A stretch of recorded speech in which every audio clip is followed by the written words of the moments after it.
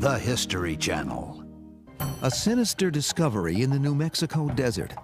Are these the remains of a human sacrificed to appease angry gods? Join us as we enter a sacred city built by a people called the Anasazi, the Ancient Ones.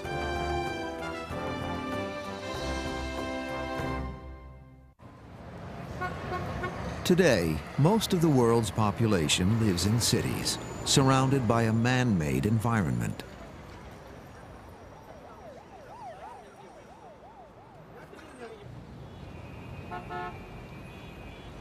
But modern civilization rests on the shoulders of a far more ancient time. A time that speaks to us only through weather-beaten ruins and legends handed down from generation to generation.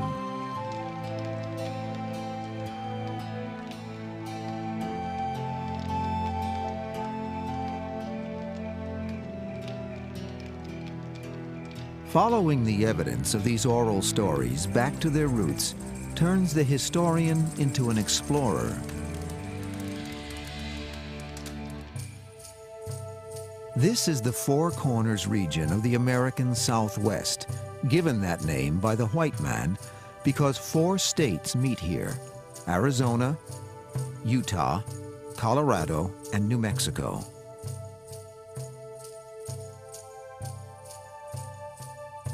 But to the native people, this is the land of the Anasazi, the Ancient Ones. They are long gone, yet it is said their spirits are still a powerful presence here. In the fall of 1897, a rancher named Richard Wetherill was lured deep into this remote and barren land by a story about the Anasazi. His fascination with the Ancient Ones had begun 10 years before and hundreds of miles away. Looking for cattle which had strayed from a grazing herd, he had made a staggering find. The cliff dwellings at Mesa Verde in Colorado. These spectacular buildings and the artifacts they contained were concrete evidence of a highly accomplished civilization which had simply disappeared. Later, Wetherill found similar sites in Utah and Arizona. But all these places were, so the legend said, dwarfed by something far more spectacular. Wetherill was looking for a fabled city, older, bigger, and richer than anything found so far. He had no maps, no specific directions, just the stories and a Navajo guide he hoped he could trust.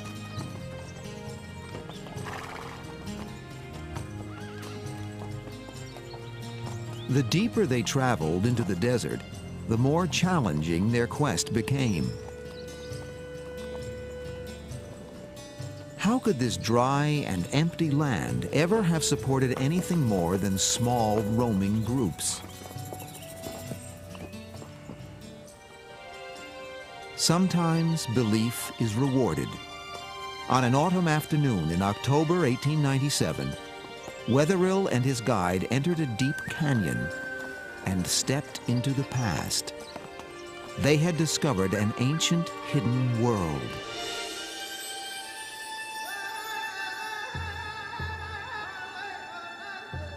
They had found themselves surrounded by buildings the likes of which they had never seen, never imagined possible in this land.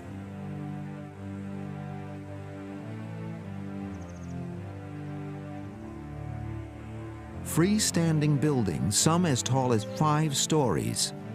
One building alone, which became known as Pueblo Bonito, contained more than 650 rooms. 200 yards wide, but 15 miles long, Chaco Canyon is the site of a dozen massive complexes.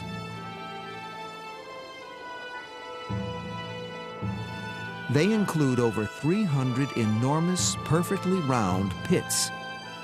What was their purpose? walls are covered with mysterious paintings, carvings, signs, and symbols. What do they mean?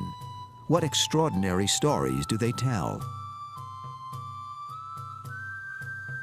Nothing found before or after in all of North America equals or even rivals Chaco.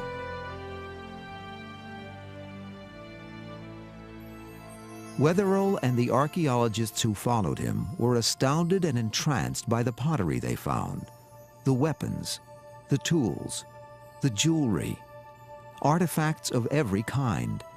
They are abundant and they are works of art. The Chacoan people clearly created one of the great cultures of the ancient Americas. They had a diverse society, many specializations such as pottery and basket weaving, ritual specialists. We already know enough about these people to know that one of the special things about the Chacoan phenomenon is that they created a brilliant civilization of art and all the things that go with it.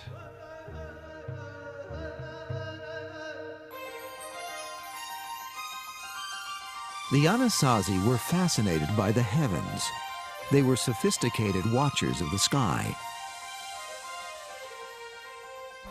Many believe these 1,000-year-old markings record a spectacular astronomical event, a supernova. A supernova is an exploding star way out in the galaxy, but for a month or two, that single star can outshine the other 200 billion stars of the galaxy. And there's evidence from Chinese and Japanese records that on July 4th, 1054, a spectacular new star appeared.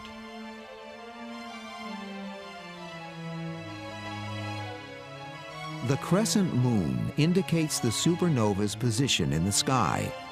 The handprint marks it as a sacred site.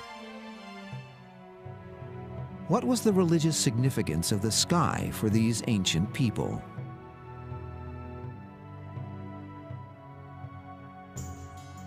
Wetherill also made a grisly and disturbing discovery. In a small room, he uncovered a mass grave containing 14 skeletons. Each is covered with exquisite turquoise jewelry. One of the figures is draped with more than 4,000 pieces of the semi-precious stone. He is almost certainly a man of high-ranking status.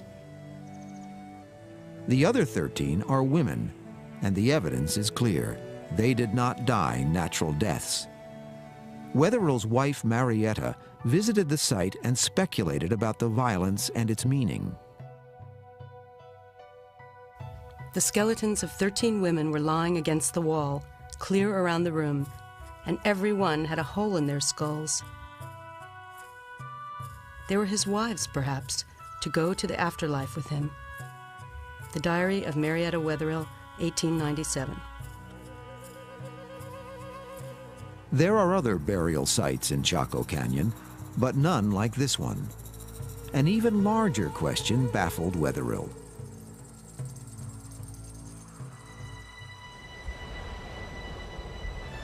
"20 million years ago, Chaco Canyon lay beneath a great inland sea.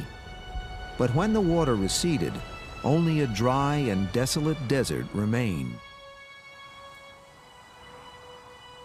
Mesopotamia, Egypt, a number of others, China. All of those are complex societies founded in a very arid region. But the key to those places is they have major river systems. We just don't have the water here. Water is critical. Without a great body of water to support it, how had this civilization flourished? Why did the ancient ones build here at all?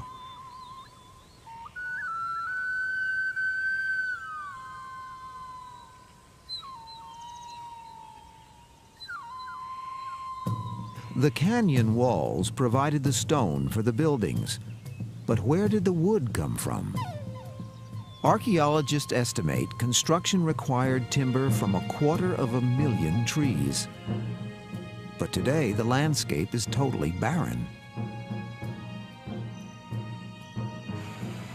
Samples taken from the beams indicate that the trees were not local. Most came from as far as 50 miles away. There, stone axes alone were used to cut and trim them. The Chaco people didn't have horses or oxen or wheeled carts to haul the timber here. Archaeologists have calculated that the Anasazi were only here from about 900 to 1250 AD. Yet with ingenuity and determination, they mastered their environment to create magnificent monuments of wood and stone. Above all, the Anasazi lived in harmony with the landscape. In their stories, the land itself was seen as holy. Yet there is no question that the people who once lived at one with this land are long gone. What happened to them? Did some single terrible calamity drive them from their city? Where did they go? A snake may seem an object of horror and fear, but for Native Americans, snakes can have a magical power. In 1925, a photographer was permitted to enter a Hopi Indian settlement in northern Arizona. It was a rare opportunity to capture something never filmed before or since. Rites little changed since the days of the ancient ones.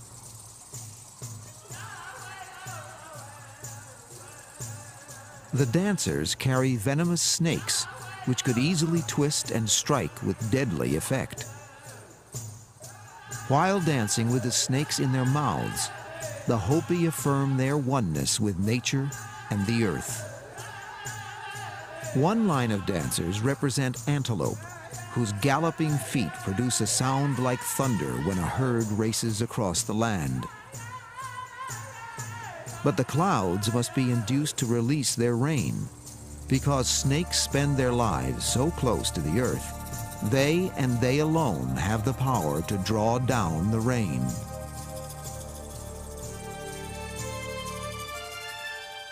Rain is the key that unlocks one of Chaco's greatest riddles. The Anasazi were a wandering people, nomads who lived off the land. Then 1,000 years ago, they stopped wandering and began building here in this parched and barren land. Why? The puzzle was solved by a new scientific technique, dendrochronology, the study of the tree rings in the timber used at Chaco. They provided a startling revelation. About 1,000 years ago, the weather changed. An era of record rains began.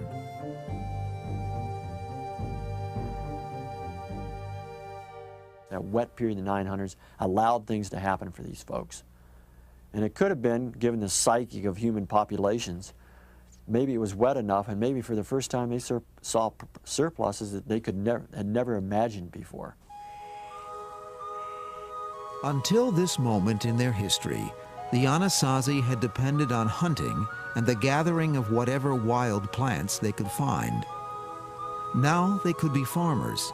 Now they could grow corn, squash, beans, a dependable and abundant food supply.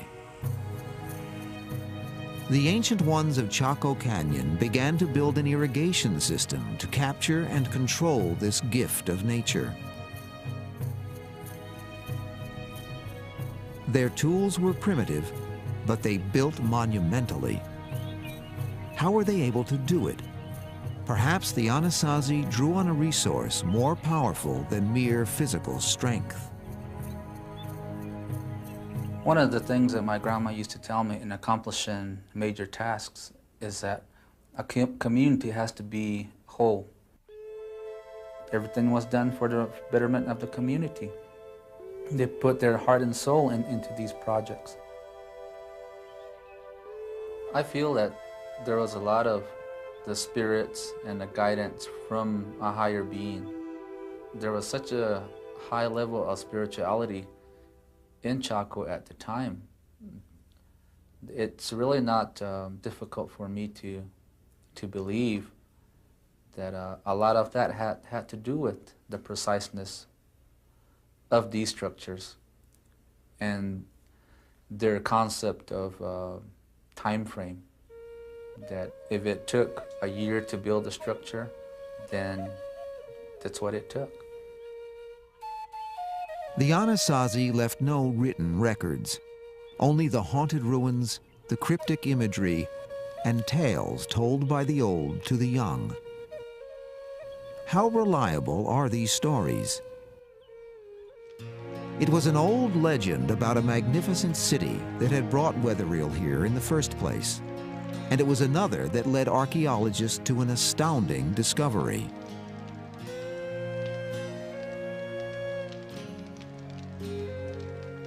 It was said that the ancient ones had an immense road system. Archaeologists found nothing more than short, narrow paths, apparently a story exaggerated in the telling. Then, sophisticated new techniques of aerial observation allowed scientists to see beneath the surface. A vast network of roads, long obscured by sand and silt, suddenly appeared. We know that the canyon itself was the heart of a world that stretched out towards the four quarters, with long, straight ceremonial roadways that run out to so-called Chaco outliers, 30 or 40 miles away in many cases. But why were they so wide? Some were 40 feet across, as broad as a modern city street. Some were carved into the sheer vertical cliffs of the canyon.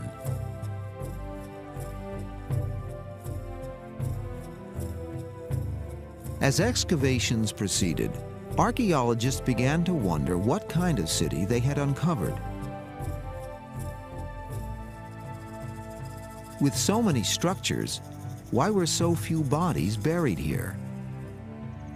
Only about 700 skeletons have been discovered, most of them inside the smaller houses. And the archaeologists were surprised that there weren't very many burials in comparison with excavating small house sites that are basically domestic habitations. And they said, wow, there's something really strange. And they didn't key into the fact that, of course it's strange. These are public buildings. If we were to excavate a library or a post office or a courthouse in our society, we wouldn't find very many human remains. Other evidence as to the true identity of these buildings may lie buried just outside the canyon. Covering just over 2 acres, Pueblo Alto is smaller than Pueblo Bonito, but it has yielded new insight into the real purpose of the so-called great houses. As often happens at archaeological sites, the trash heap proved to be a valuable record. Covering close to 1/4 of an acre, it represents 100 years' worth of refuse. More than 200,000 pieces of pottery have been found in the mound. Smaller shards indicate that there once may have been as many as 1 million pottery pieces. The vast number of pots far exceeds the needs of the estimated population. What could this mean? The answer was suggested by the fact that the trash was not deposited evenly. The layers are of different thickness. There's probably some kind of ritual thing happening there at Chaco where people come together maybe once a year or something like that. They have ceremonies or some kind of event there, and then the stuff they bring with them they throw away or leave there, maybe intentionally broken and left in the trash midden. We may never know what really took place here, but many scholars believe that it was a spiritual center where worship and ritual were the dominant activities. For the Anasazi, religion and nature were inextricably intertwined. The earth and the sky were held in reverence. The sun itself is important. We call it Father. We call the moon Father as well. We call Earth Mother, and they're like the parents of the people that occupy Chaco Canyon. When people move around a lot, as these people originally did, and are nomads, they look at the nighttime sky. It's the one consistent element of their world as they move. But when people settle down, as these people did, now you can watch the daytime sky and you understand very quickly that cycle of the sun, which creates for you a yearly arena in which to play out your life, so that you can predict when to plant, you can predict when the light is going to almost leave the world and when it's going to return, so that you know everything is unfolding as it's supposed to.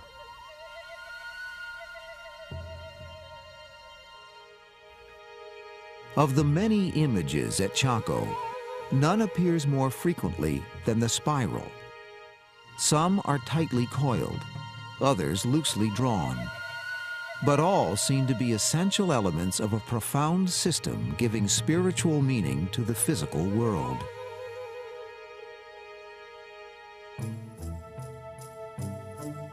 The spiral etched into the magnificent Fajada Butte is part of an ingenious mechanism for tracking the movement of Father-Son. It is located behind 3 enormous stone slabs. Every year, at the summer solstice, the longest day of the year, a shaft of light begins to crawl across the spiral at sunrise. Then, around noon, it happens. A streak, known as the sun dagger, slices directly through the center of the spiral. A central event of Anasazi life, the full ascendancy of Father-Son, has been marked. The calendar is secure. The cycle of life will prevail. Mother Earth will continue to produce. In this place, haunted by the remains of a vanished past, the enormous subterranean chambers called kivas may seem ominous and threatening. But for the ancient ones, they were the place where the sky spoke to the people.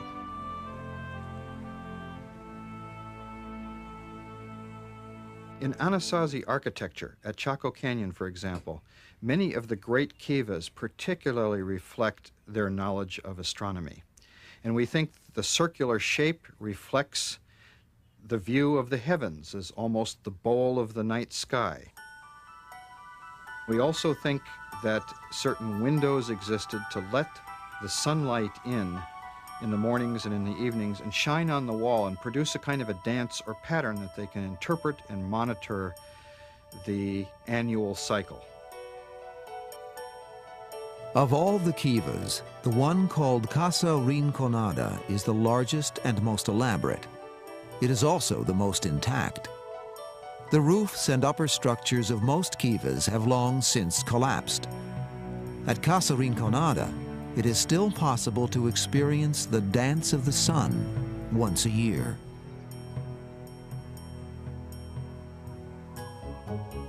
Here at sunrise on that longest day, June 21st, a magical moment occurs. It is an event that has played out on these silent stones for nearly 1,000 years. The dawn light pierces the kiva through a small window at the top, painting a golden rectangle on the wall opposite. Slowly, the shaft of light crawls along the stony face to illuminate one niche that receives no light at any other time of the year. You can imagine the darkened interior of this enclosed underground kiva, like a great silo, and the priests and other people waiting in the darkness for the dawn and the light of the midsummer sun shining through the window and illumining a niche that probably contains some image. I think we'll never know what it was. The kiva is a place of living wonder. For many, this is where the spirit of Chaco is strongest.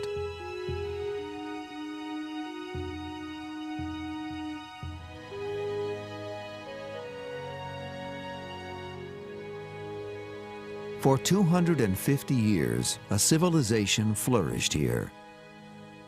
But finally, a time came when the gods were angry. A time when the land was robbed of its most precious gift, the rain. 1150 to 1170, very, very bad drought. And it looks like, because I would say there's a major depopulation of Chaco Canyon. Each one of those successively seems to be one of the worst they've seen, for hundreds and hundreds of years. The great era of rain, which had allowed the birth of Chaco, began to falter, and then gave way to relentless drought. For people who believe themselves personally bound to nature, even drought must have meaning. If you anger the gods or the spirits that hold the rain, then they would just withdraw that privilege. We're told that if we go into a ceremony, if we go into an activity without our whole mind, body, and soul, then our prayers might not be answered. There was constant need to placate the gods. Rituals passed down from ancient times, as captured in this rare film, suggest what may have happened. During this Hopi rain ceremony, the clans gather to compete in sacred games, much as the ancient Greeks held Olympics to honor their gods.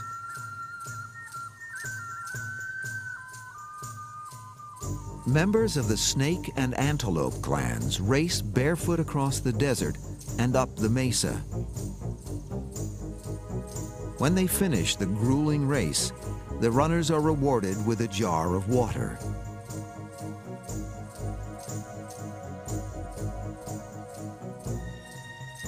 It began as a holy rite, but as the years passed, did the people of Chaco develop too great a pride in winning? Did they lose their connection with the spirit world? It's almost impossible for the mass to make that connection. But if one individual within that mass can make that connection, then because of that one individual, nobody knows who that individual is. But if one individual can make that true connection, then the spirits that reward such efforts will reward the Pueblo with rain. Could it be that a holy man of the Ancient Ones failed in his duty? Perhaps that is the explanation for the mysterious grave, the one great man and the 13 murdered women. Were they a sacrifice, an attempt to atone for angering the gods? It is possible that as the drought tightened its grip and food became scarce, the social order collapsed. Could this have precipitated murder? We know that some of the burials in the great houses, some of the people appear to have been killed, whether ritually or otherwise. They have their skulls are smashed and they have broken legs. The precise sequence of events is lost, but it is certain that the rains failed, the crops withered, and slowly over time, the people left Chaco Canyon. It could no longer sustain them. The Anasazi, the Ancient Ones, were forced to leave their paradise. But this was not the end of their story.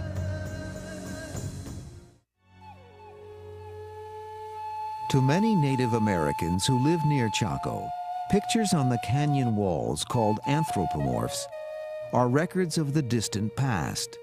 They are believed to document the beginnings of the Anasazi, who originated underground. I've had Pueblo peoples tell me that when they see the anthropomorphs, for instance, they'll occasionally say, well, that's when we had tails. That's when we lived in the earlier worlds, and we were of a different form then. To the religious of all faiths and cultures, humans and gods communicate, and events have a meaning far richer than mechanical cause and effect.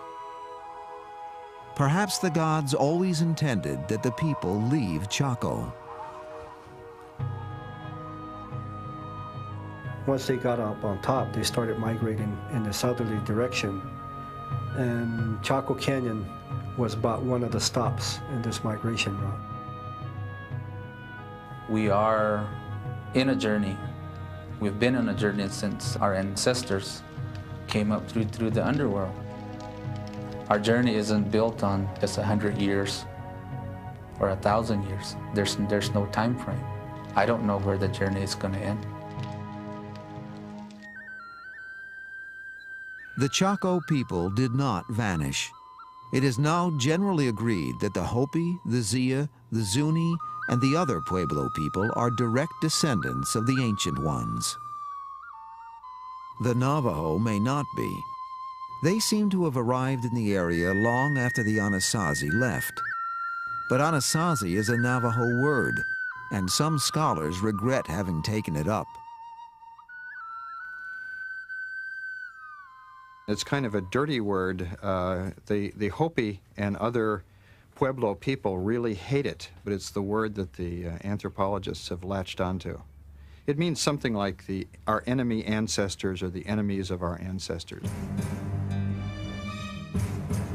400 years after the Ancient Ones left Chaco, and well after the arrival of new tribes like the Navajo, a strange presence entered the land.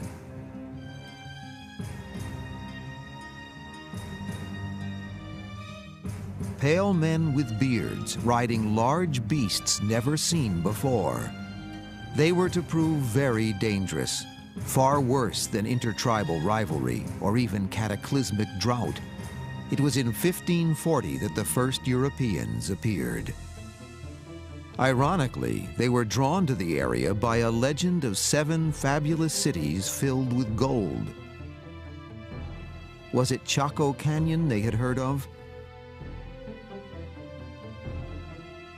By a tragic twist, had the city of the Ancient Ones brought these destroyers.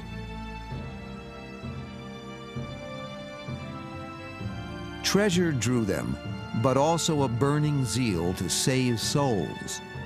The Indians were to be rescued from their pagan ways, by force, if necessary.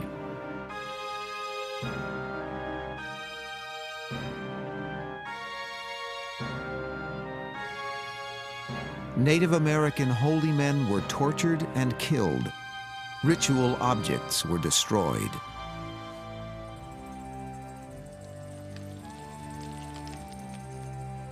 Native Americans were enslaved to build missions and to do other work for the white men. And there was worse, for the Europeans brought disease from their world. The Native Americans had no immunity against the scourge of smallpox and other epidemics. Plagues ravaged them, almost wiping them out.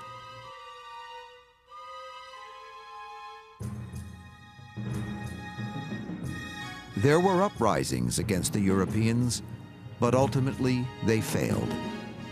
The great migration of the people from north to south was stopped.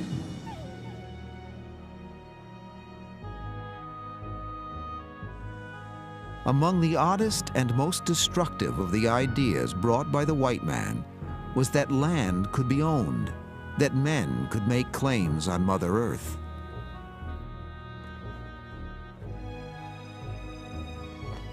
The authorities would impose new values and beliefs on every facet of Native American life. Their culture was suppressed. Their proud long hair was cut.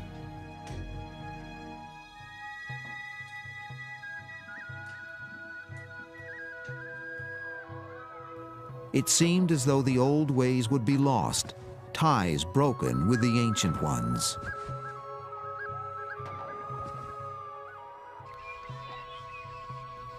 But it was not so.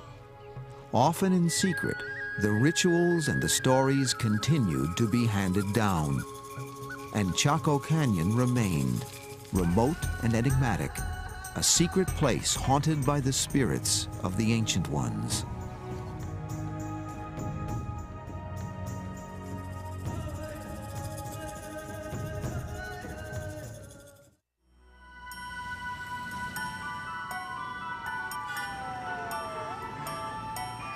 We live now by the clock. Hours and minutes dominate, not the position of the sun and the stars. Modern life has torn the web connecting us with nature.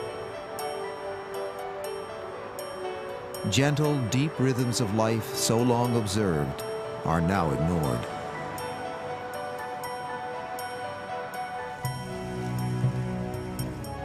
But Native American tradition has always maintained the connection with nature. If you're going to go hunting, you have hunting spirits. If you're dancing for rain, you have spirits that assist you in making those things happen. If you're going to compose a song, it's not something that you as an individual were able to compose. It's the spirits giving you the ideas to be able to compose the song. For the descendants of the Anasazi, Chaco Canyon is a place where that timeless connection with nature endures. For modern scientists, on the other hand, Chaco Canyon remains an intriguing detective story. Why were its roads 40 feet wide? How was the timber from 250,000 trees brought here by people lacking horses or oxen or carts? What is the meaning of the sacrifice of the 13 women? Why is there so much evidence of violence in what otherwise seems to have been a peaceful world? The search for answers to these and other historical puzzles requires the digging up of graves and other sacred sites. But for many Native Americans, this is sacrilege. We go to those locations. We ask permission to be there on site. We ask for forgiveness of those people that have gone before us and have excavated the site. Then we ask the spirits to continue to be the givers of good and to be the givers of life.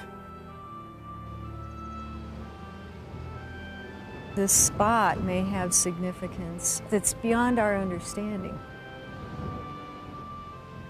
It might have had to do with one group of people comes here and something good happens to them, and then this place retains a value that's beyond what it does. The value doesn't preserve in the dirt, you might say. We can't dig it up and say, oh, they're here because of this.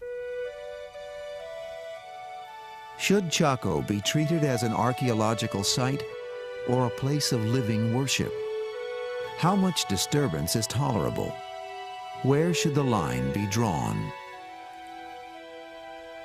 I feel that it's disrespectful to just allow anybody to enter Casa Rinconada at any time.